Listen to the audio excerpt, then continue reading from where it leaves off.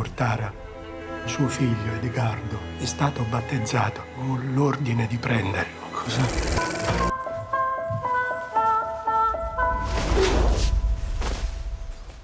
Hello and welcome to this week's cinema show. I'm joined by film critic Emma Jones, and we also have a special guest, Singaporean director Anthony Chen. His latest film, The Breaking Ice, premiered at Cannes and will be representing Singapore at this year's Oscars. Hello to you both. Hello. Now we have a lot to discuss, but first, Emma, why don't you tell us a bit more about Anthony Chen and about this latest film? With pleasure. Well, Anthony Chen, you won the Camera d'Or at Cannes in 2013, 10 years ago, for your first feature film, Ilo Ilo, which is the story of a Filipino nanny, comes to Singapore and the bond she forms with her young charge. And then in 2019, your film Wet Season had huge critical praise for the depiction of a teacher-pupil bond as well.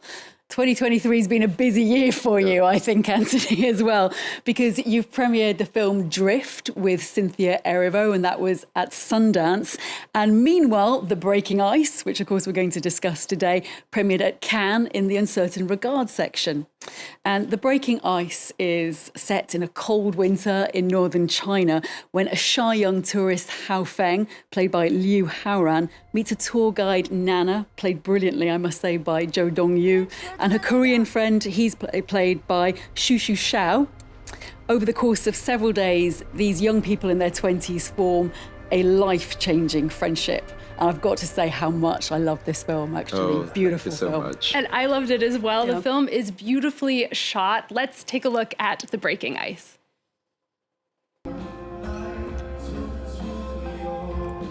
哎，你们大冬天吃冰块啊？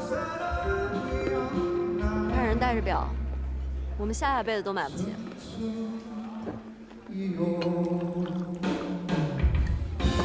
往后多往我们旅社介绍点朋友，找我。咱们家管事也靠你了啊！啊，谢了。石头剪刀布，石头剪刀布，石头剪刀布，去去。我不会跳。 Ladies and gentlemen, 让你感受下颜值。 여러분, you ready? 하나, 둘, 셋, 넷. Anthony, I feel like so much of your filmmaking is about relationships forming and the bonds. And what is it about relationships, but also the bond between these three that attracted you? I don't know. I feel like I've always been very moved by bonds between strangers. You know, in a way, I don't really, like cherish so much like long-term relationships, but I think a lot of short-term sort of bonds and relationships that you build between strangers, sometimes it can be life-changing.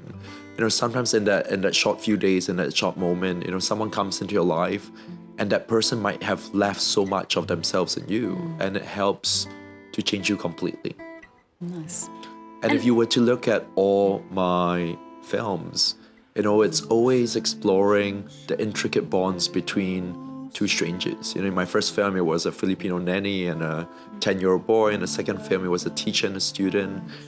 In Drift, it was a Liberian African refugee and an American tour guide. And here you have three outsiders from three different parts of China who bond over a few days in The Breaking Ice. And this is your first Chinese language film. There's some Korean in there as well, though. What was the attraction of making a film set in China and in this region in particular?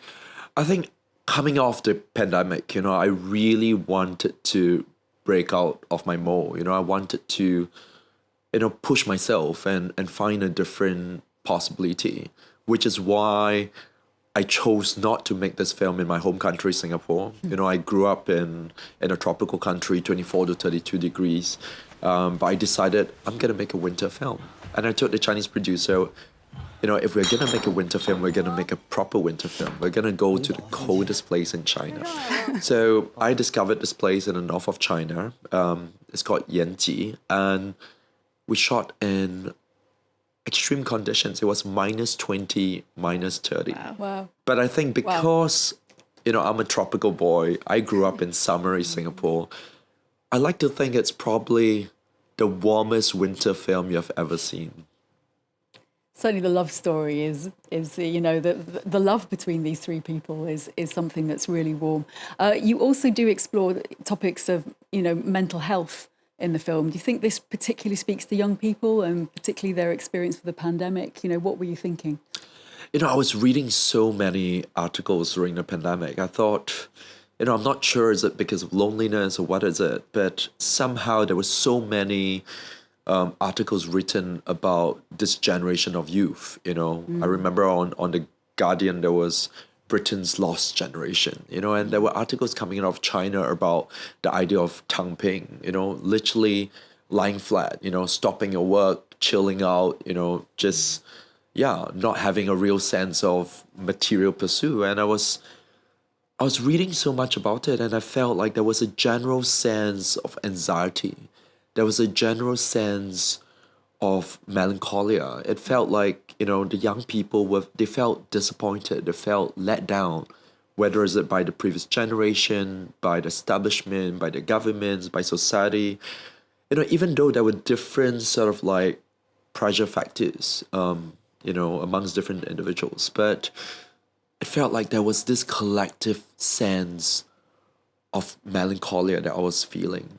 And like the word mental health comes out a lot, but I think it's very hard. I think it's very, very hard growing up in this generation. I used to be a bit skeptical, but I think growing up in the internet age where you're constantly bombarded with so much information, you're constantly, being pressured to perform at breakneck speed. I don't think people have time to really deal with their emotions. You haven't got time to react to the news, and you have to just deal with it changing and changing. I think it's tough. I think it's tough growing up as a young person anywhere in the world, not just China. And in your film, you feel that the characters kind of find solace in each other and also in nature. So hopefully people will also find solace in your film. We're going to have to move on to another new release that also premiered at Cannes. Marco Bellocchio's Rapito, or Kidnapped, is based on the true story of a 6-year-old Italian Jewish boy, Edgardo Mortera, who in the 1850s was forcibly taken from his family by papal authorities. Let's take a look.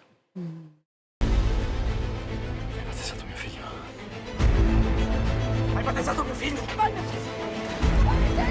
Suo figlio lo libereremo quando avremo liberato Roma.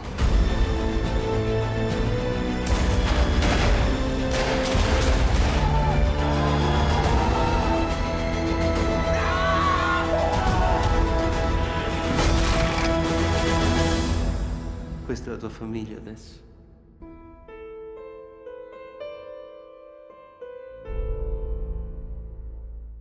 All right, Emma, what did you think of this one? I would say that now at the age of 83, Marco Bellocchio is making one of his best films ever. Kidnap was shown, as you say, in competition at Cannes, and I think it's one of his best films in a long career. As you say, it is the story of Edgardo Mortara. It's a true story. He was part of a wealthy Jewish family in Bologna, and he was taken on the orders of the Pope himself, on the grounds he'd been secretly baptized by a former servant of the family when he was a baby, when he was ill, and that meant that he could no longer live with his Jewish relatives.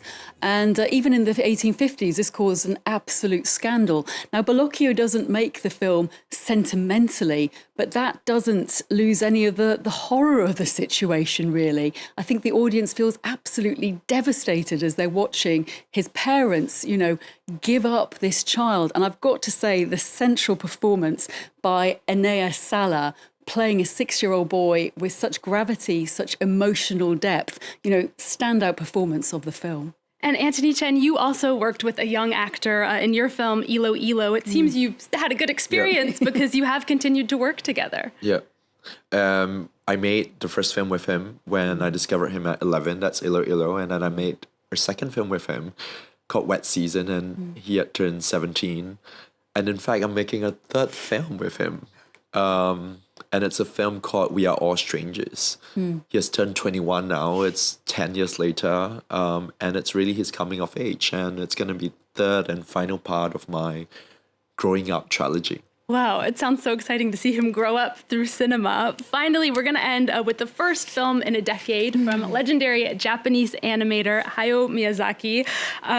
Emma, Miyazaki is 82 years old now. The Boy and the Heron was billed as his final film, but for the animation studio that he co-founded, of course, Studio Ghibli. But it seems that that's no longer the case. He's going to make another one. Well, at the world premiere, it was apparently announced that he was already back at the drawing board, but it's still a huge event to have a Miyazaki film. When you think of his body of work, Spirited Away, Howl's Moving Castle, My Neighbor Totoro, and of course, this legendary Japanese animator is still hand drawing his stories, which is a rarity these days. So The Boy and the Heron. You can expect more of his favourite themes, such as mystical otherworlds, shape-shifting creatures, but also I'd say wartime loss is really part of this film, because just like 2013's The Wind Rises, this starts off in World War II when a young boy, Mahito, loses his mother in a bombing, and his wish to be reunited with her will lead him on this magical quest, and he's aided in this by a philosophical book that his mother leaves him.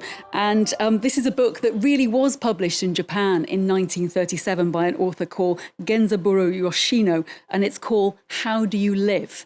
This was actually the title of the film in Japan. And the question, how do you live, is really the basic question of the film and the question that takes Mahito on this journey. Ooh, I love Miyazaki, and I'm excited to see this one. We'll end with a look at The Boy and the Heron. Emma, thank you so much. Anthony Chen, thank you as well for being here. It's really been a pleasure. A reminder that his film, The Breaking Ice, comes out in France on November 22nd. Its French title is En hiver à Yanji. Keep an eye out for it wherever you are in the world. Thanks to all of you for watching. There's news coming up on France 24 after this.